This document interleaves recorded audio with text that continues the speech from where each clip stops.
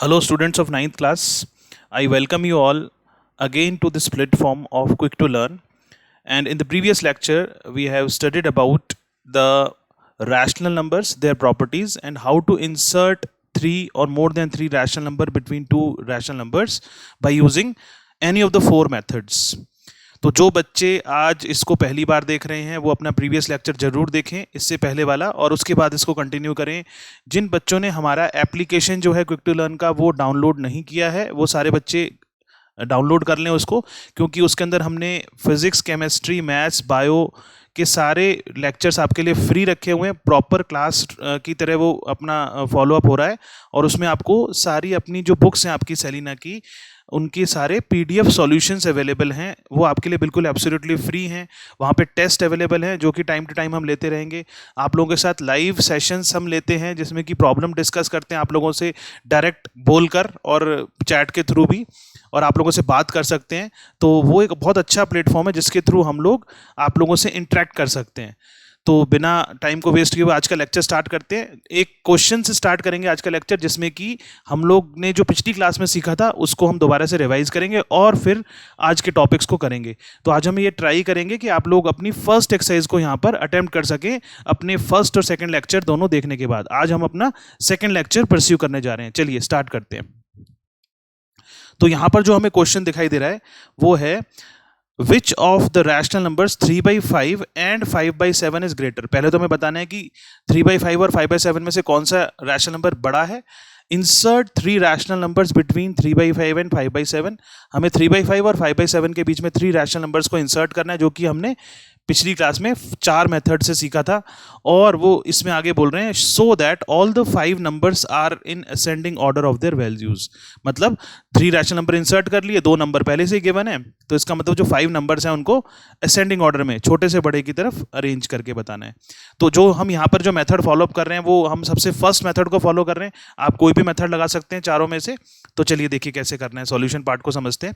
3/5 और 5/7 में से सबसे पहले हम ये पता लगाएंगे कि दोनों में से बड़ा नंबर कौन सा है.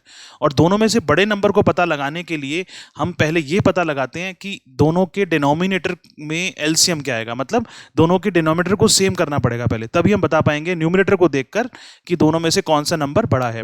तो अगर हम दोनों के डिनोमिनेटर का एलसीएम ले लें 5 और 7 का, तो एलसीएम 35 आएगा. अब हमें करना क्या है, हमें जो 35 है वो दोनों के डिनोमिनेटर में लेके आना है.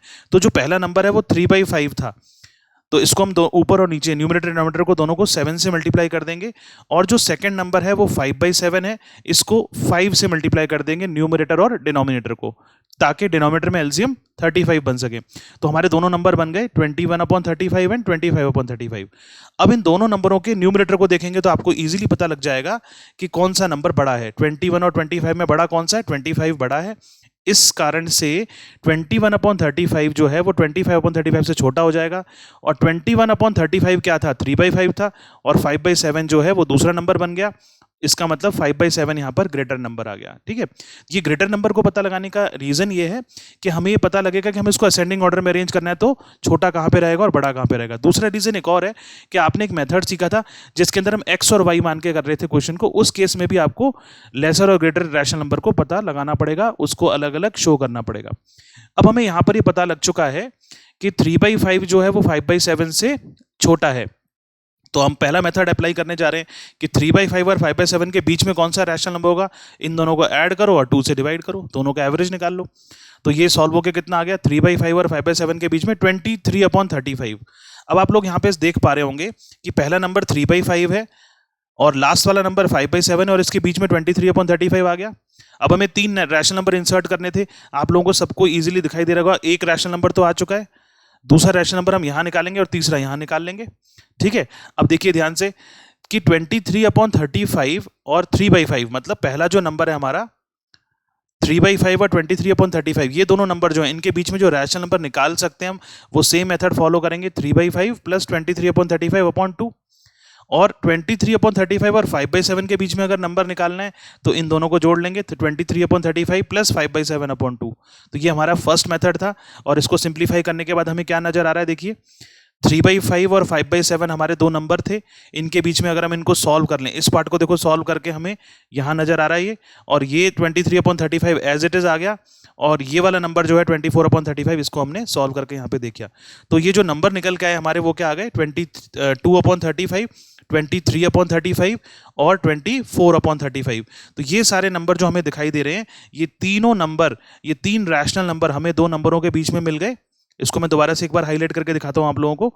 3/5 और 5/7 के बीच में हमें तीन रैशनल नंबर निकालने थे, जो कि हम ब्लू कलर से हाईलाइट कर रहे हैं, और ये सारे नंबर्स असेंडिंग ऑर्डर में अरेंज्ड हैं।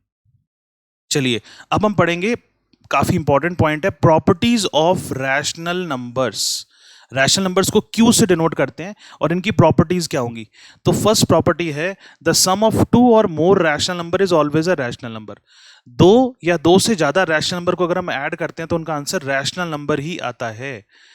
इसी तरीके से the difference of two rational number is always a rational number, like a and b are two rational number, then a minus b and b minus a are also rational numbers. अगर दो rational number हम choose करते हैं और उनको add करते हैं या सब्ट्रैक्ट करते हैं तो उसका रिजल्ट जो होगा वो भी क्या होगा, रैशनल नंबर होगा। द प्रोडक्ट ऑफ टू और more rational number is always a rational number. ये भी काफी इंपॉर्टेंट प्रॉपर्टी है कि अगर दो रैशनल नंबर्स को, if we will consider two rational numbers and multiply them, then the result is also a rational number. अगर दो रैशनल नंबर को चूज कर रहे हैं और उनको मल्टीप्लाई कर रहे हैं आपस में, तो उसका जो रिजल्ट होगा वो भी रैशनल नंबर होगा। मतलब हम एल्जेब्रा ऑफ रैशनल नंबर्स के अंदर डील कर रहे हैं, हम फंडामेंटल ऑपरेशंस को लगा के चेक कर रहे हैं कि जो हमारा रिजल्ट है वो रैशनल नंबर आएगा कि नहीं आएगा। और हम यहाँ पर जो इनपुट कर रहे हैं, मतलब जो नंबर हम चूज कर रहे हैं, वो रैशनल नंबर के अंदर से ही ले रहे हैं, और जो रिजल्ट है हमारा ऑपरेशन लगाने के बाद, ऑपरेशन कौन से लगा रहे हैं, एडिशन, सब्ट्रैक्शन, मल्टीप्लिकेशन, डिवीजन, ये हमारे फंडामेंटल ऑपरेशंस हैं।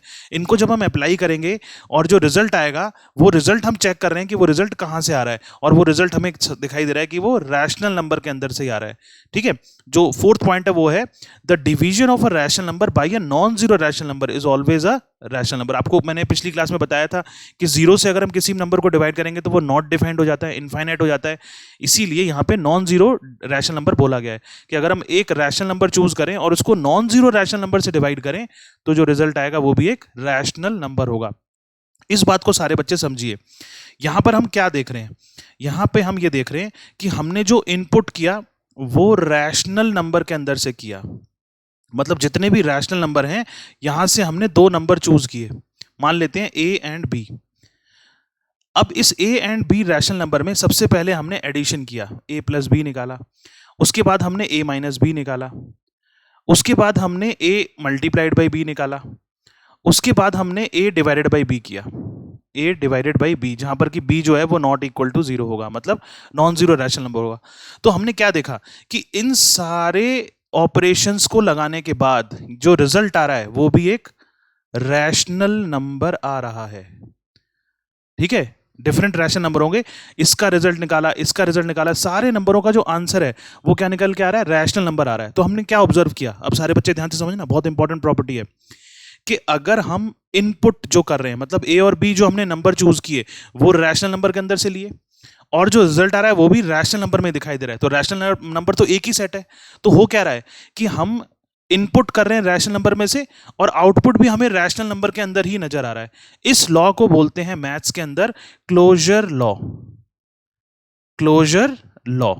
तो जो हमारे फंडामेंटल ऑपरेशंस होते हैं, उन ऑपरेशंस को हम अप्लाई कर कर ये चेक करते हैं कि क्लोजर लॉ होल्ड करता है या नहीं करता है। यही बात हमें आगे बताई गई है। आपके जो इंपॉर्टेंट पॉइंट होते हैं वो रेड कलर के बॉक्स में होते हैं, उनको जरूर पढ़ना है आपने अच्छी तरह से, क्योंकि आप लोग बोर्ड फेस करने जा रहे हैं और बोर्ड के अंदर क्वेश्चंस बुक से नहीं आते हैं, बिल्कुल उस पैटर्न पे बनते हैं। आपका नॉलेज टेस्ट किया जाता है।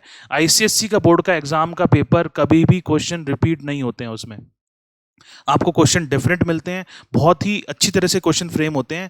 और आपका जो पैटर्न है क्वेश्चन पेपर का वो भी मैं एक दिन समझाऊंगा, अलग से आपके लिए एक वीडियो बनाएंगे जिसमें मैं एग्जाम पैटर्न समझाऊंगा आपको, किस तरीके से आपका एग्जाम का पैटर्न है, किस तरीके से आप क्वेश्चन पेपर को अटेम्प्ट करते हैं, नंबर ऑफ क्वेश्चंस कितने आते हैं, वो सारी बातें डिस्कस करेंगे। क्योंकि आप लोगों ने 8th स्टैंडर्ड में वो पैटर्न फॉलोअप नहीं किया है, और 9th के बोर्ड के एग्जाम में आपको पहले से ही अवेयरनेस होनी चाहिए कि हमारे एग्जाम का पैटर्न क्या है, हमारे बोर्ड का पैटर्न क्या है, जिससे कि हम अपने तैयारी को उसके अकॉर्डिंग कर सकें। ठीक है, चलिए अब देखिए आगे नेक्स्ट पॉइंट क्या है।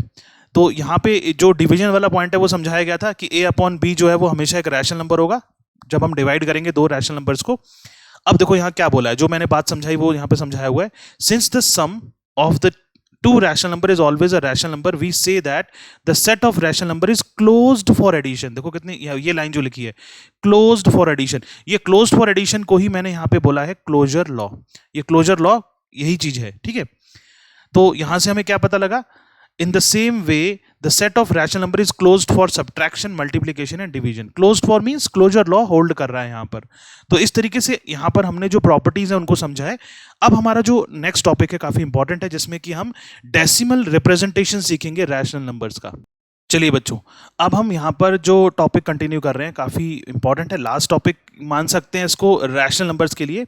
और यहाँ पर हम देखेंगे कि रैशनल नंबर्स को जब हम डिवाइड करते हैं, क्योंकि rational numbers p upon q की फॉर्म में है, तो जब उनको डिवाइड करेंगे तो क्या उनके रिजल्ट्स आएंगे, तो वो चीज़ हम पढ़ रहे हैं यहाँ पे, decimal representation of rational numbers.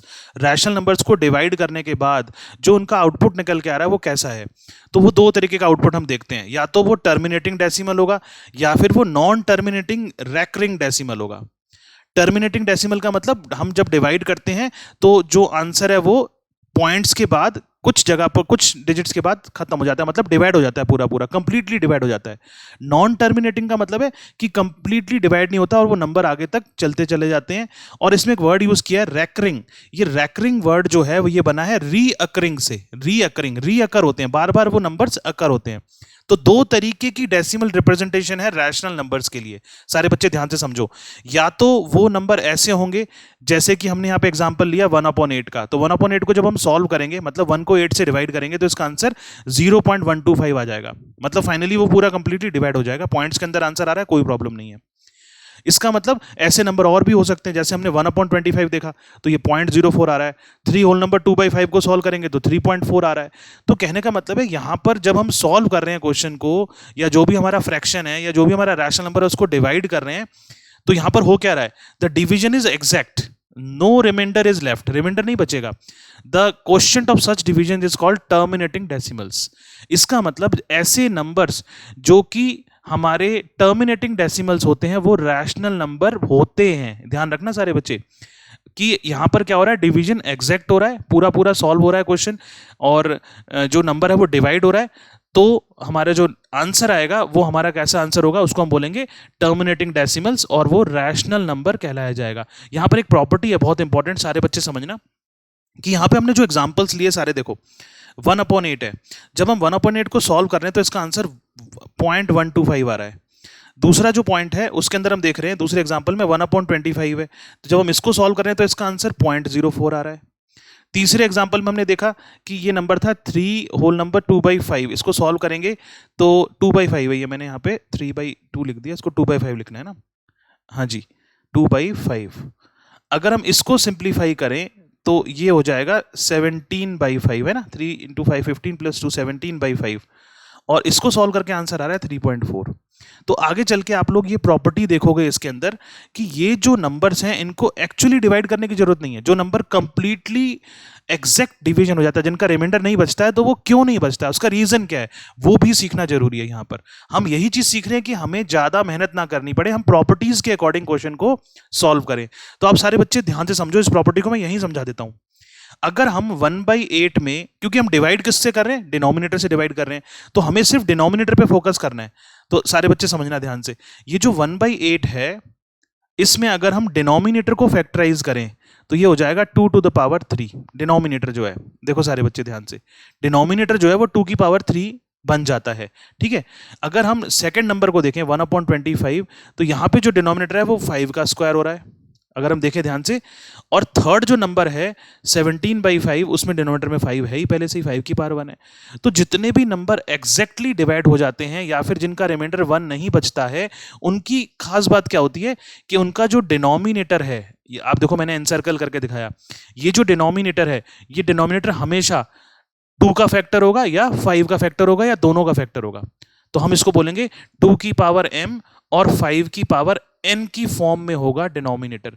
तो पहला वाला जो नंबर हमें दिखाई दे रहा है, इसका जो डिनोमिनेटर है वो है 2 की पावर 3 और 5 की पावर 0। दूसरा जो नंबर है उसका डिनोमिनेटर जो है वो है 2 की पावर 0, देखो ध्यान से सारे बच्चे, आप लोग सारे बच्चे ध्यान से समझिए, बड़ा इंटरेस्टिंग टॉपिक है, धीरे धीरे करके आपको इसमें इंटरेस्ट आने लग जाएगा, ठीक है। तो जो अगला नंबर है उसमें हम क्या लिख रहे हैं, उस नंबर को हम बोल रहे हैं 2 की पावर 0 इंटू 5 की पावर 2, डिनोमिनेटर की बात कर रहे हैं। अगर मैं इसके ऊपर 1 लिख दूं तो आपको समझ में आएगी बात। जो अगला नंबर है उसके डिनोमिनेटर को देखो आप, इसको कैसे लिखेंगे, 2 की पावर 0 और 5 की पावर 1। इसका मतलब यहां पर जो m और n है वो होल नंबर्स को बिलोंग करेंगे। तो जितने भी नंबर ऐसे होते हैं जो रैशनल नंबर की बात कर रहे हैं, जितने भी नंबर ऐसे होते हैं जिनके डिनोमिनेटर में 2 की पावर m इंटू 5 की पावर n की फॉर्म आएगी और उसमें m और n होल नंबर्स को बिलोंग करेंगे, तो वो नंबर एग्जैक्टली डिवाइड हो जाएंगे। इसका मतलब किसी भी नंबर को, रैशनल नंबर को हम बिना डिवाइड करे ये पता लगा सकते हैं कि वो टर्मिनेटिंग डेसिमल होगा या नहीं होगा। ये बात यहां पर क्लियर हो जानी चाहिए। जैसे फॉर एग्जांपल आपके सामने एक नंबर लिखता हूं मैं, सपोज 2/3। अब 2/3 को हम देख के बता सकते हैं कि ये नंबर टर्मिनेटिंग डेसिमल नहीं होगा, ये नॉन टर्मिनेटिंग डेसिमल की फॉर्म में जाएगा, ठीक है ना। क्यों? क्योंकि इसका जो डिनोमिनेटर है वो 2 की पावर m और 5 की पावर n के टर्म्स में एक्सप्रेस नहीं हो पाएगा। अब जैसे हम यहां डिनोमिनेटर के अंदर 3 की जगह पे सपोज हम 10 ले लेते हैं या 100 ले लेते हैं, तो हम जानते हैं कि 100 को अगर हम फैक्टराइज करेंगे तो ये हो जाएगा 2 इंटू 2 इंटू 5 इंटू 5, 25 इंटू 4। तो ये क्या बन गया डिनोमिनेटर, ये बन गया 2 की पावर 2 और 5 की पावर 2, जो कि हमारी कौन सी फॉर्म आ गई, ये वाली फॉर्म आ गई। इसका मतलब ये हो गया कि डिनोमिनेटर को हम फैक्टराइज करके ये पता लगा सकते हैं कि वो नंबर कंप्लीटली डिवाइड होगा या नहीं होगा। तो आई होप ये सबको समझ में आई होगी बात, है ना। पहला पॉइंट जो है वो हमने समझा यहाँ पर। इसी तरीके से हम पूरे कोर्स को करेंगे, एक एक लाइन को समझना है आपने। और अगर आप अभी से अपना ऐसा बेस बना लेंगे तो नो डाउट आप कंपटीशन, किसी भी कंपटीशन को आराम से क्वालिफाई करेंगे। ये 9th स्टैंडर्ड जो है हमारे लिए बड़ा इंपॉर्टेंट होता है। 9, 10th, 11, 12 ये 4 क्लासेस जो है अगर आप अच्छी तरह से पढ़ लें, अपनी टेक्स्ट बुक को, अपनी कोर्स बुक को ही अच्छी तरह से कर लेंगे, तो आपको कोई भी नहीं रोक सकता किसी भी कंपटीशन में जाने से, ठीक है ना। यहीं पर ही फोकस करना पड़ेगा और आपको विश्वास करना पड़ेगा टीचर के ऊपर, ठीक है ना, और मेहनत करनी पड़ेगी साथ में। चलिए अब हम अपना नेक्स्ट पॉइंट समझते हैं यहाँ पे, b point. Now examine the following division. अब हम वो डिवीजन लेंगे जो कि नॉन टर्मिनेटिंग होंगे और उसमें भी 2 केस समझेंगे, ठीक है। अब 3/7 को देखते हैं। अब अगर 3/7 को अगर हम डिवाइड करें तो नेचुरल सी बात है टाइम लगेगा, डिवाइड तो करना ही पड़ेगा। तो हमने इसको डिवाइड करना स्टार्ट किया, तो इसका आंसर आया 0.428571428। तो यहाँ पर क्या हो रहा है कि हमें ये ऑब्जर्व करना है कि जो डिवीजन कर रहे हैं हम वो नॉन टर्मिनेटिंग तो है, लेकिन उसके अंदर एक प्रॉपर्टी है। अगर उस प्रॉपर्टी को ध्यान से समझोगे तो आप लोग इसको टॉपिक को इजीली समझ पाएंगे। सिमिलरली 18/23 जो है इसको देखेंगे तो इसका डिवीजन क्या बता रहा है हमें, 0.78260886। तो ये जो नंबर्स हैं ये हमारे ये शो कर रहे हैं कि डिवीजन हमारा टर्मिनेट नहीं हो रहा है। तो इन एग्जांपल्स के अंदर अब क्या पता लगा कि the division never ends, division end नहीं हो रही है, no matter how long it continues, कितनी भी लंबी जा सकती है ये। The questions of such divisions are called non terminating decimals, इनको बोलते हैं नॉन टर्मिनेटिंग डेसिमल्स। अब नॉन टर्मिनेटिंग डेसिमल्स की अब आएगी प्रॉपर्टी, क्या उसके अंदर क्वालिटी है। Further examine the following division. अगर हम अब दूसरे जो डिवीजन है उनको देखें तो 4/9 को देखो आप, इसमें बात ऑब्जर्व कर रहे होंगे कि जितने भी नंबर हम ये देख रहे हैं अपने बी और सी पार्ट में, इसके अंदर डिनोमिनेटर जो है वो 5 और 2 के मल्टीपल में नहीं है, इसीलिए ये नॉन टर्मिनेटिंग है। ये बड़ा ध्यान रखना है आपको, ठीक है, उससे देखते ही पता लग जाता है। तो 4/9 को अगर हम सॉल्व करें तो यहाँ पर जो हमें आंसर नजर आ रहा है, आप सब देख पा रहे होंगे, वो आ रहा है 0.4444, मतलब 4 जो है वो रिपीट कर रहा है। तो यहाँ पे जो डिवीजन है वो टर्मिनेट नहीं हो रहा है लेकिन रिपीट कर रहा है। ऊपर वाले डिवीजन में भी ऐसा ही था लेकिन हमने ऑब्जर्व नहीं किया, अब ऑब्जर्व करेंगे उसको। सिमिलरली 11/30 को देखिए, 11/30 को सॉल्व करेंगे तो क्या होगा, 0.36666। तो 0.3 तक तो ठीक था लेकिन 666 फिर रिपीट होने लग गया। तो again it is non terminating and repeating. Repeating का वर्ड है रेकरिंग, रेकरिंग जो वर्ड यूज किया उन्होंने, दैट इज रिपीटिंग। 4/7 को अगर करेंगे सॉल्व तो इसका आंसर आपको कुछ बताएगा, 0.571428571248। तो इसका मतलब क्या हुआ यहाँ पे कि 571248 तक तो ठीक था लेकिन उसके बाद ये दोबारा से 57128 आ गया। मतलब वो नंबर 571428 जो है वह पूरा रिपीट हुआ दोबारा से। तो ऐसे नंबर भी हो सकते हैं। तो इसके बारे में क्या समझ में आया कि जो फर्स्ट वाला एग्जाम्पल है हमारा, इसको मैं हाईलाइट करता हूं दोबारा से, 4/9 वाला, इसके अंदर 0.4 जो है वो बार बार रिपीट हो रहा है। In first example the digit 4 is repeated again and again. In the second example 11/30, और rather in 4/7। The third example 571428 repeat कर रहा था, और सेकंड वाले में 11/30 में डिजिट 3 रिपीट नहीं कर रहा था लेकिन डिजिट 6 रिपीट कर रहा था अगेन एंड अगेन। वो हमें देखते ही समझ में आ रही है बात। सिमिलरली अगर हम 13/44 को सॉल्व करें तो इसका डिवीजन दे रहा है 0.29545454। तो हमें यहां नजर आ रहा है क्लियरली कि 29 जो है पॉइंट के बाद वो रिपीट नहीं कर रहा है लेकिन 54 बार बार रिपीट कर रहा है।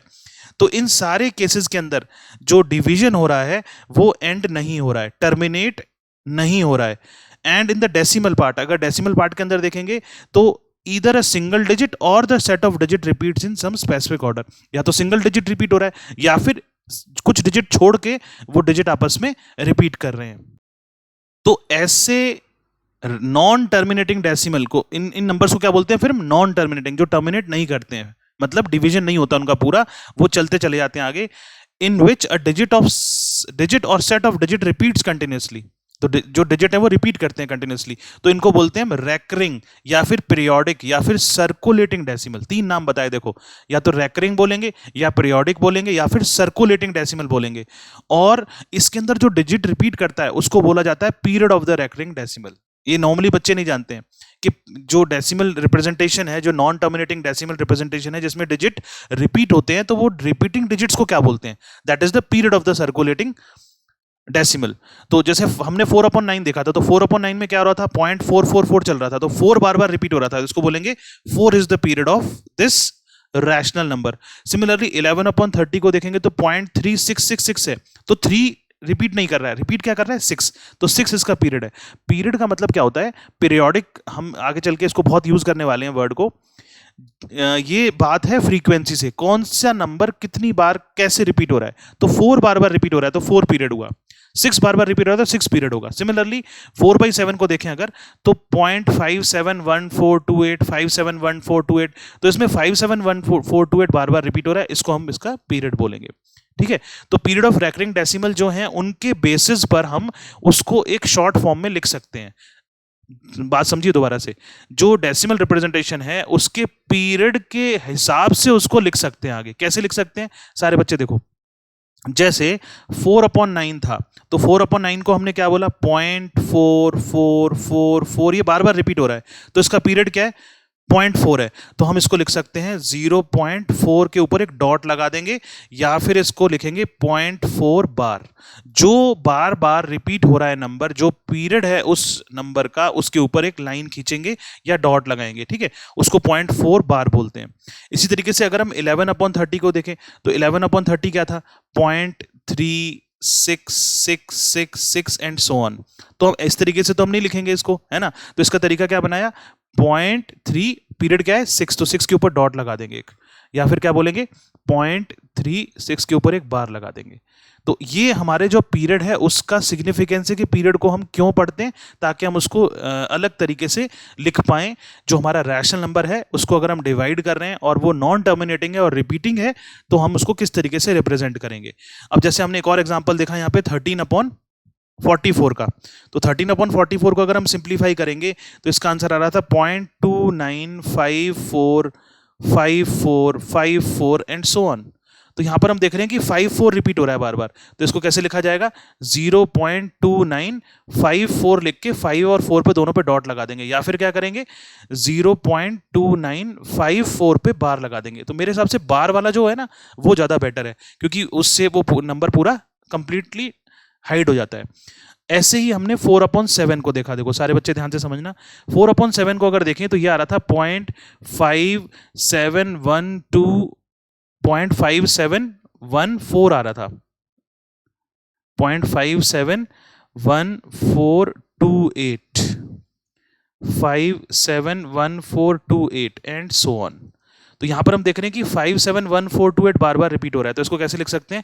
0.571428 के ऊपर एक बार लगा दो ऐसे करके। ये तरीका हमने सीखा यहां पर कि जो हमारे रैशनल नंबर्स हैं, अगर वो टर्मिनेट नहीं हो रहे हैं। टर्मिनेट हो रहे हैं तो आपको पता है टर्मिनेट होंगे तो पूरा पूरा डिवाइड हो जाएगा, उसके अंदर कोई भी रिमाइंडर नहीं बचेगा। इसका मतलब वहां पर जो डिनोमिनेटर था उसके फैक्टर्स क्या बनेंगे, जल्दी से बताओ। उसके फैक्टर क्या बनेंगे, 2 की पावर m और 5 की पावर n की फॉर्म में। अगर डिनोमिनेटर 2 की पावर m और 5 की पावर n की फॉर्म में नहीं है तो हमने ये सारी बातें सीखी जिसके अंदर की हमारे जो डेसिमल रिप्रेजेंटेशन है उसके अंदर क्या होगा, वो टर्मिनेट नहीं होगा और रिपीट करेगा। रिपीट करेगा तो उसमें पीरियड क्रिएट होगा और पीरियड क्रिएट होगा तो उसके ऊपर बार लगेगा। चलिए अब हम कुछ ऐसे क्वेश्चंस करेंगे जो कि हमारे काफ़ी इंपॉर्टेंट है 9th के पॉइंट ऑफ व्यू से, और ये जनरली एग्जाम में पूछ लिए जाते हैं। और इसमें हम क्या करने वाले हैं कि हमें रिवर्स क्वेश्चन दिया जा रहा है, मतलब एक हमें ऐसा नंबर दिया जा रहा है जो कि नॉन टर्मिनेटिंग रिपीटिंग है जिसमें बार लगा हुआ है और उसको कन्वर्ट करना है रैशनल नंबर में। क्योंकि हम जानते हैं कि रैशनल नंबर को हम दो तरीके से रिप्रेजेंट कर सकते हैं, या तो वो टर्मिनेटिंग होगा या फिर वो नॉन टर्मिनेटिंग रिपीटिंग होगा। तो non terminating repeating rational number हमें दिया जाएगा जो कि हमारी डिफरेंट फॉर्म में लिखा हुआ है, जो कि हमने अभी सीखी थी बार वाली, उसको कन्वर्ट करना है। ठीक है, सारे बच्चे ध्यान से समझना। Convert each of the following recurring decimals into rational number. हमें रैकरिंग डेसिमल्स को रैशनल नंबर में कन्वर्ट करना है। तो हमारा तरीका क्या होगा, देखो फर्स्ट हम पार्ट करने जा रहे हैं इसका। 0.82 लिखा हुआ है और इसके ऊपर बार लगा हुआ है। तो सबसे पहला जो पॉइंट है वो ये है कि आपको ये देखना है कि डेसिमल पॉइंट जो है वो हमारा कहां पर है। कहने का मतलब है पॉइंट के बाद जो रेकरिंग नंबर्स हैं जिनके ऊपर बार लगा हुआ है वही स्टार्ट होने चाहिए। अगर पॉइंट से पहले कोई ऐसा नंबर है जिसमें बार नहीं लगा है तो सबसे पहले उसको पॉइंट के आगे लाना है। ठीक है, यहां पर जो हम नंबर देख रहे हैं यहां पर पॉइंट के जस्ट बाद ही हमारा नंबर बार वाला स्टार्ट हो रहा है, तो इसमें कोई भी प्रॉब्लम नहीं होगी। अब हम क्या करेंगे, इस नंबर को उस फॉर्म में लिखेंगे जो कि पहले था। ये तो कैसा था, ये 0.82 82 82 ऐसी फॉर्म में था ये। तो हम साफ देख रहे हैं कि यहाँ पे 82 82 82 रिपीट हो रहा है। ठीक है ना, तो ये जो नंबर है हमारा इसको हम क्या करेंगे, क्योंकि हमें इसको कन्वर्ट करना है रैशनल नंबर की फॉर्म में, तो इसको x मान लेंगे। Let x is equal to 0.82 82 82 and so on. ये काम करना है आपने, तो इसको हमने x मान लिया और ये ऐसे रिपीट हो रहा है, तो ये हमारी फर्स्ट इक्वेशन बन गई। अब क्या करेंगे हम, क्योंकि हमें ये देखना है कि जो हमारा बार लगा हुआ था वो कितने डिजिट्स पे लगा है, तो यहाँ पे 2 डिजिट पे बार लगा है। तो हमें इस क्वेश्चन में सबसे पहले 2 डिजिट पे बार लगा है तो दोनों साइडों में 100 से मल्टीप्लाई करना है और उसके बाद इसको हम सिंप्लीफाई करके देखेंगे क्या करना है आगे। ठीक है ना, तो देखिए अब हम इसको 100 से मल्टीप्लाई करते हैं दोनों साइडों में। तो हमने क्या किया, यहाँ पे लिखा multiplying equation 1 by 100 both sides। Multiplying equation 1 by 100 both sides। दोनों साइड्स में 100 से मल्टीप्लाई कर दो तो ये हो जाएगा 100x इज इक्वल टू, इसको 100 से मल्टीप्लाई करेंगे राइट साइड को, तो बताओ आंसर क्या आएगा, सारे बच्चे जानते हो। तो 0.82 जो 100 से मल्टीप्लाई करेंगे तो 82 आगे आ जाएगा 2 डिजिट, और इसके आगे क्या बचेगा, क्योंकि 82 82 रिपीट हो रहा है बार बार, तो ये हमारा इक्वेशन हो जाएगी सॉल्व होकर सेकंड इक्वेशन। 100 से मल्टीप्लाई करने का रीजन क्या था कि जो बार लगा हुआ था उसके कारण से हमने जीरो डिसाइड किया कि 100 लेना है कि 10 लेना है या 1000 लेना है या 10,000 लेना है, और उसके कारण से उतने डिजिट हमारे पॉइंट से आगे आ जाएंगे। अब हम क्या करेंगे इसके बाद, ये एल्गोरिदम है एक्चुअली, एक प्रोसेस है, इसी तरीके से इस क्वेश्चन को सॉल्व करते हैं। अब हम हमेशा सेकंड इक्वेशन में से फर्स्ट इक्वेशन को माइनस करेंगे। तो यहाँ पे 100x है, उधर x है, तो 100x माइनस x हो जाएगा यहाँ पे, और राइट साइड में 82.88 अब आप माइनस करके देखो क्या बचेगा। पॉइंट के बाद दोनों इक्वेशंस में कैंसिल हो जाएंगी चीजें, तो क्या बचेगा हमारे पास, सिर्फ 82 बचेगा। आप सारे बच्चे ध्यान से देखो, सेकंड इक्वेशन की राइट साइड और फर्स्ट इक्वेशन की राइट साइड को जब माइनस करेंगे तो क्या आएगा, 82 बचेगा। माइनस करके देखो सारे बच्चे, यहां पर सॉल्व होके क्या हो गया, 99x इज इक्वल टू क्या हो जाएगा, 82। तो यहां से x की वैल्यू क्या निकल के आ जाएगी, 82/99। तो ये हमारा आंसर निकल के आ गया, जिसमें कि हमने जो हमारा बार में जो नंबर दिया हुआ था हमें, जो कि हमें रैकरिंग डेसिमल्स दिए हुए थे, उसको हमने रैशनल फॉर्म में कन्वर्ट कर दिया, रिवर्स ऑर्डर में इस क्वेश्चन को सॉल्व कर दिया है। अभी तक हम क्या कर रहे थे, इसको इस तरीके से सॉल्व कर रहे थे, लेकिन हमने अब क्वेश्चन में क्या देखा कि हमें डेसिमल रिप्रेजेंटेशन दे रखा है, तो हमें इस डेसिमल रिप्रेजेंटेशन वाले क्वेश्चन को कन्वर्ट करना था रैशनल नंबर में। तो ये तरीका होता है रैशनल नंबर में कन्वर्ट करने का, अगर हमें कोई ऐसा नंबर दिया हुआ है जो कि रैकरिंग डेसिमल की फॉर्म में है। चलिए अब हम नेक्स्ट एग्जांपल करते हैं। नेक्स्ट एग्जांपल देखिए क्या है, दो तीन एग्जाम्पल करेंगे तो आपको समझ में आ जाएगा। अब नंबर है 1.38 बार, 1.38 बार। अब इसमें क्या इंपॉर्टेंट बात है कि पॉइंट के बाद जो हमारा नंबर रिपीट हो रहा है वो 3 नहीं हो रहा है, वो 8 हो रहा है। तो सबसे पहले इस 3 को हम पॉइंट से पहले लाएंगे, आगे लाएंगे, ताकि जो रिपीट होने वाले नंबर है वो पॉइंट के जस्ट बाद स्टार्ट हो जाए। हमेशा जब भी कन्वर्ट करना है तो पॉइंट के जस्ट बाद वो रिपीटिंग नंबर स्टार्ट होने चाहिए। तो हम इस नंबर को सबसे पहला काम क्या करना है, इस नंबर को हम 10 से मल्टीप्लाई कर लेंगे या फिर इसको x मानेंगे।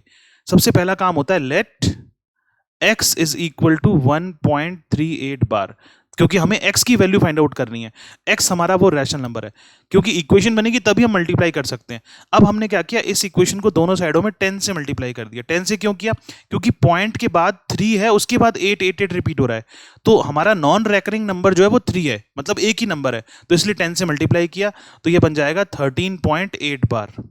इतनी बात समझ में आ गई सबको, जिसको कि हम क्या लिख सकते हैं, जिसको लिख सकते हैं 10x is equal to 13.888 and so on. तो ये हमारी फर्स्ट इक्वेशन बन जाएगी अब यहाँ पे। ठीक है, सारे बच्चे समझ रहे हो ध्यान से।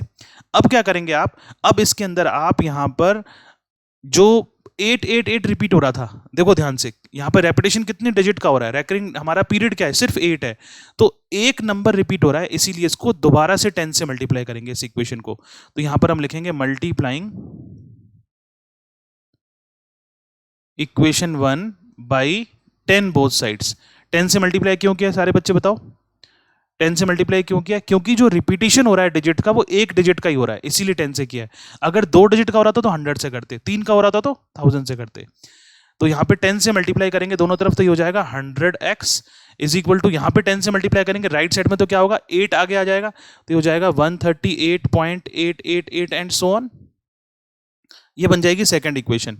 अब हम सेकंड इक्वेशन में से फर्स्ट इक्वेशन को माइनस करेंगे, तो 100x माइनस 10x, देखो यहाँ पर इसमें से ये माइनस होगा तो क्या होगा, 100x माइनस 10x, तो हमें यहाँ पर नजर आएगा 100 में से 10 को माइनस करेंगे तो 90x हो जाएगा, और 138.888 में से 13.88 को माइनस करें, देखो समझो मैं करके दिखाता हूँ, 138.888 एंड सो ऑन में से हम माइनस कर रहे हैं 13.888 को माइनस कर रहे हैं हम, तो क्या बचेगा, यहाँ पे तो 0 ही बचेगा पॉइंट के बाद, क्योंकि ये कैंसिल हो गया। यहाँ कितना बचेगा 5, यहाँ 2 और ये 1, तो कितना बचेगा सॉल्व होकर, ये बचेगा हमारा 125। तो इसका मतलब यहाँ पर हमें क्या मिलेगा, 125 मिलेगा। तो x की वैल्यू क्या निकल के आएगी, 125/90, जिसको कि फर्दर सॉल्व करेंगे तो कितना आंसर हो जाएगा, 25/18। ये हमारा रैशनल नंबर निकल के आ गया।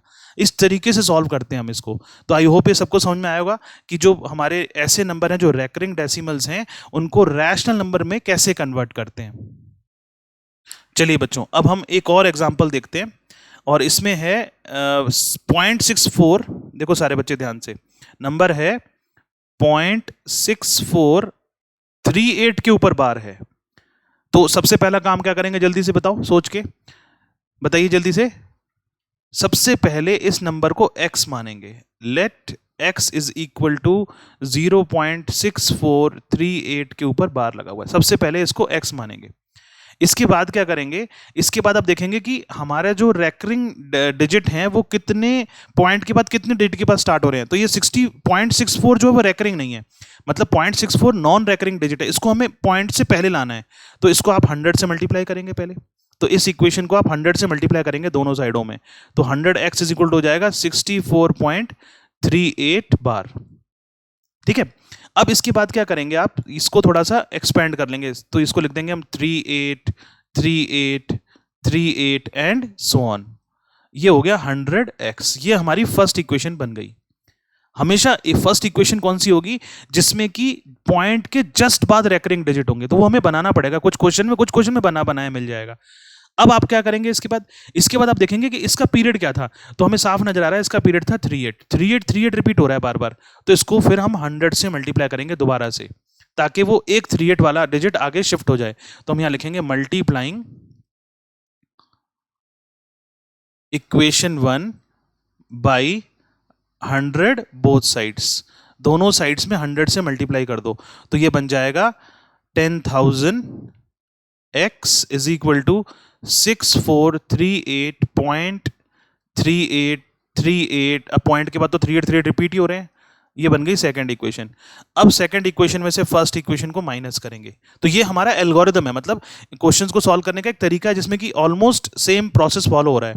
तो फर्स्ट में सेकंड इक्वेशन को माइनस कर दो, तो जब आप इसको माइनस करेंगे तो यहाँ पर 10,000 में से 100 माइनस होगा तो क्या बचेगा, 9,900x इज इक्वल टू 6438 में से 64 माइनस कर दो क्योंकि पॉइंट वाली डिजिट तो डायरेक्ट कट जाएंगी, तो यहाँ बचेगा 6374। तो यहाँ से x की वैल्यू आ जाएगी 6374 डिवाइडेड बाई 9900, जिसको कि फर्दर सॉल्व करेंगे, काटेंगे अगर किसी नंबर से 2 से, तो आगे बनेगा 3187 डिवाइडेड बाई 4950, 4950 2 से डिवाइड कर रहे हैं इसको, ठीक है ना, तो ये आ जाएगा 4950। तो ये हमारा आंसर आ गया, ये रैशनल फॉर्म में कन्वर्ट हो गया, ये वाला नंबर कन्वर्ट हो गया रैशनल नंबर में। तो मैंने 3 एग्जांपल आपको बताए और आई होप ये सबको समझ में आएगा किस तरीके से कन्वर्ट करते हैं रैशनल नंबर में।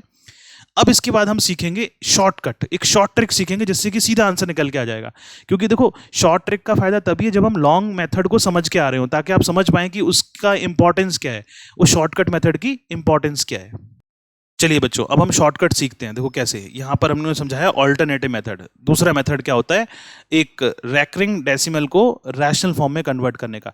जैसे हमारे पास एक नंबर है 0.547 बार, 0.547 बार है, तो इसका आंसर क्या होगा, डायरेक्ट समझना सारे बच्चे। क्या करना है, सबसे पहले ये पूरा नंबर लिख देना है जो सामने लिखा हुआ है 547, इसमें से माइनस करना है वो नंबर, वो पार्ट जो कि नॉन रेकरिंग है, मतलब इस नंबर में नॉन रेकरिंग क्या है 54, तो 54 माइनस करना है न्यूमरेटर के अंदर।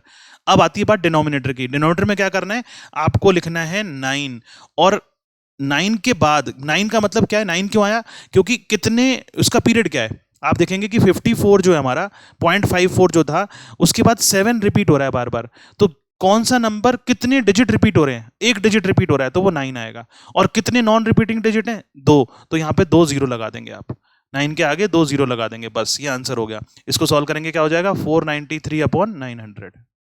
दोबारा से देखो एक और एग्जांपल देखते हैं। ये तो हमारा एक एग्जांपल हो गया, दूसरा एग्जांपल देखो, इसमें समझ में आ जाएगा आपको।